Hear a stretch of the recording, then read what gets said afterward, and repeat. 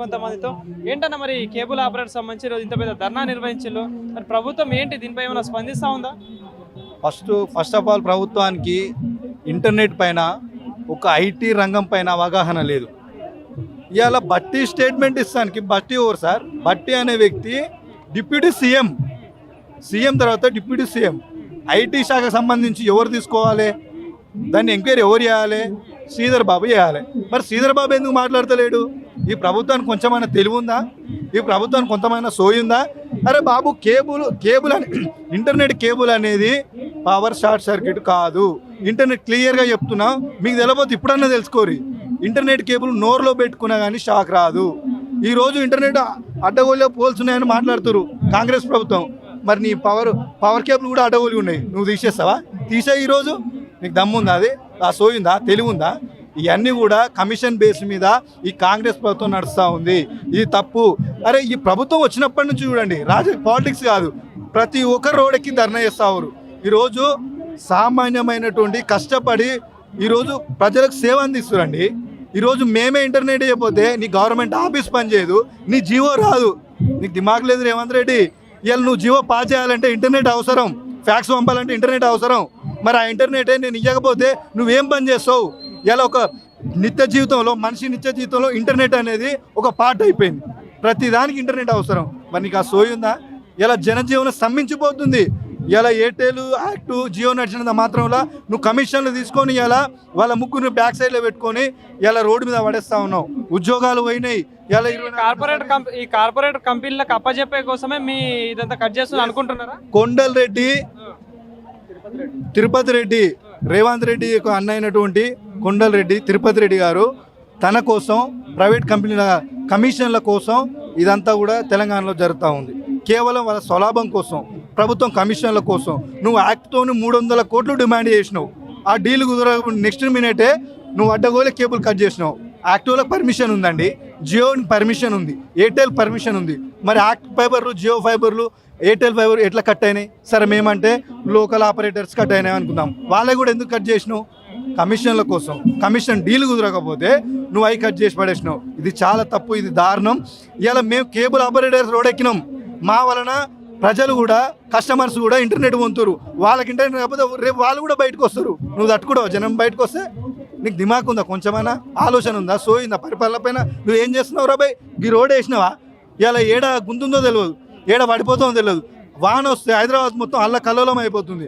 ఒక slum area ఏర్పడుతుంది. Main cities చూసుకోండి. ఇలా తార్నాక చూడండి, అప్సీడో చూడండి, మన నాగోల్ చూడండి, ఎల్బినార్ చూడండి. ఈ మెయిన్ ఏరియాస్, ఆ ఏరియాస్ కూడా గట్టిగా వర్షం పడితే రాకపోకలకు అంతరాయం కలుగుతుంది. దానిపైన పరిపాలన చేయి. అనేక సమస్యలు ఉన్నాయి తెలంగాణలో, వాటిపైన ఒక ఫోకస్ పెట్టు. ఈ ఇంటర్నెట్ లేకపోతే ఈ రోజుల్లో జీవితం గడవడం కష్టం. అది ప్రభుత్వం తెలుసుకోవాలి. దానిపైన సార్ట్అవుట్ నువ్వు టైం లైన్ ఇవ్వాలి. ఏదైతే ఐటీ రంగం ఉందో, ఆపరేటర్స్ ఉన్నో వాళ్ళు కూర్చోబెట్టి సో అండ్ సో దీనివల్ల ప్రజలకు ఇబ్బంది కలుగుతూ ఉంది, మీరు ఏం దీనికి సొల్యూషన్ ఇస్తారు అని ఆపరేటర్లు అడిగితే వాళ్ళేం చెప్తారో సమాధానం అప్పుడు చూశాక నువ్వు చేస్తే మంచిగా ఉంటుంది. కానీ ఇప్పటికే చాలా వరకు కేబుల్ కట్ చేసిన పరిస్థితి. సో ప్రధానంగా ఈ కేబుల్ వల్లనే మొన్న రామాంత నగర్ ఇన్సిడెంట్స్ కూడా జరిగిందని చెప్పేసి ప్రభుత్వం సైడ్ నుండి ఒక వాదన. సో ఏంటి, నిజంగా ఈ కేబుల్ల వల్ల ప్రమాదం అనేది ఉందా? ఒకవేళ ఉంటే ఏం చెప్తారు ప్రభుత్వం? రామంతపూర్లో జరిగిన ఘటన నివేదిక ఎవరిచ్చారు సార్? బట్టి గారికి లోకల్ రాజకీయ నాయకులు ఎవరైతున్నారో వాళ్ళ ద్వారా తెలిసింది. అసలు ప్రభుత్వం ఏం చేయాలి? ఒక దగ్గర ఘటన జరిగినప్పుడు నువ్వు ఎంక్వైరీ చేయాలి. నీ ప్రభుత్వం తరఫున, ఐటీ డిపార్ట్మెంట్ తరఫున నీ ఇంజనీర్లు వచ్చి ఆ ప్రమాదం ఎలా జరిగిందని ఎంక్వైరీ చేయాలి. రామంతపూర్లో జరిగిన ఘటన అనేది పవర్ కేబుల్స్ తల్లి ఘటన జరిగింది, చనిపోయారు.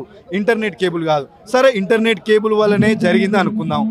ప్రభుత్వం వాదన ప్రకారం ఇంటర్నెట్ కేబుల్కి పవర్ వస్తుందా, పవర్ రిలీజ్ అవుతుందా అది తెలియదు. దాని వలన ఇది తప్పుడు నివేదిక. ఇది కమిషన్ల కోసం రోడ్డెక్కిరు, కమిషన్ల కోసం ఆపరేటర్ల కేబుల్ కట్ చేస్తూ ఉన్నారు. ఇది మానుకోకపోతే ఖబర్దార్ రేవంత్ రెడ్డి.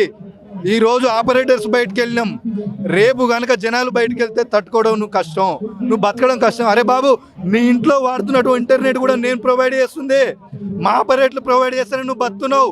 మా ఆపరేటర్స్ ఇవాళ గవర్నమెంట్ ఆఫీసులకు, నీ రిజిస్ట్రేషన్ ఆఫీసులో కూడా మేము ప్రొవైడ్ చేస్తున్నాం.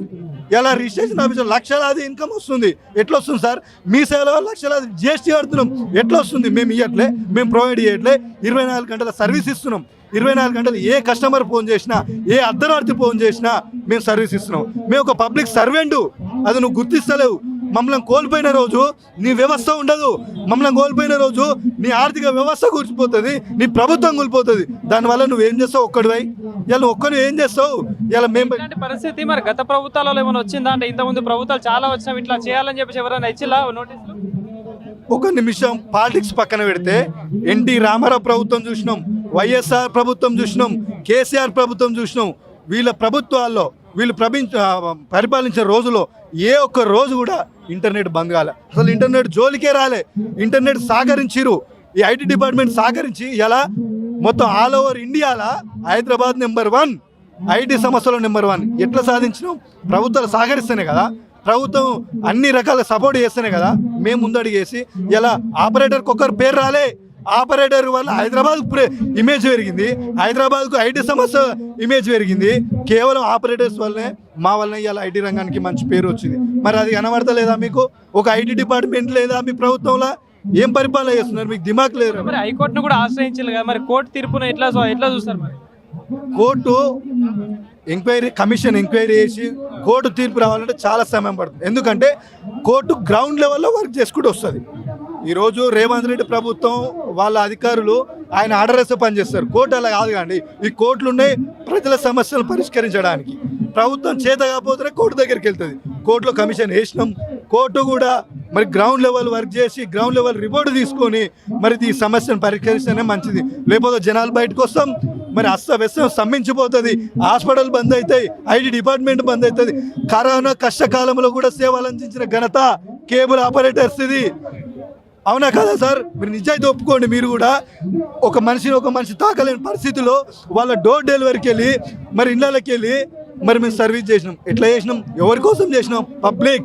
పబ్లిక్ సర్వెంట్ కాబట్టి కరోనాలో కష్టాల సమయంలో కూడా ప్రాణాలకు తెగించి మాకు డేంజర్ ఉందని తెలిసి కూడా మేము సర్వీస్ అందించినాం. మా స్వలాభం కోసం కాదు, ప్రజల కోసం మేము పనిచేసినాం, సర్వీస్ ఇచ్చినాం.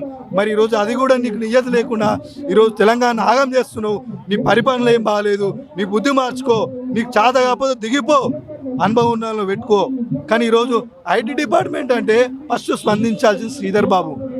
నీకు హోం మంత్రి లేడు, హెల్త్ మినిస్టర్ లేడు, ఐటీ డిపార్ట్మెంటు మంత్రి లేడు.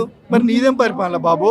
నువ్వు కూడా ఈరోజు రోడ్లు అస్తవ్యస్తంగా ఉన్నాయి, కరెంటు స్తంభాలు అస్తవ్యస్తంగా ఉన్నాయి. మా భూములలో మా ఇండ్ల దగ్గర నువ్వు కరెంటు పోలు ఇస్తున్నావు, మాకేమిస్తున్నావు? ఇవాళ నేను అడుగుతా ఉన్నా రేవంత్ రెడ్డి, మా ఊర్లో మా జాగాలో నువ్వు గవర్నమెంట్ పోలు వేస్తున్నావు. ఇలా గవర్నమెంట్ సహకరిస్తేనే ఇవాళ నీ పరిపాలన సాగుతుంది. మరి నీకు తెలియలేదా? మాకేమో జిఎస్టీ కడుతున్నావు, రిటర్న్ కేబుల్ ఆపరేటర్ జిఎస్టీ కడతలేరా? జిఎస్టీ సరిపోతలేదా? కేవలం కమిషన్ల కోసం పనిచేస్తున్న కాంగ్రెస్ ప్రభుత్వం ఇది బంద్ చేయాలి. తక్షణ కేబుల్ కటింగ్ బంద్ చేస్తేనే మర్యాద ఉంటుంది. లేకపోతే నీ దుఃఖం బంద్ అవుతుంది, భవిష్యత్తు మొత్తం ఆగమైపోతుంది. తెలంగాణకు కూడా చెడ్డ పేరు వస్తుంది దీనివల్ల. ఇది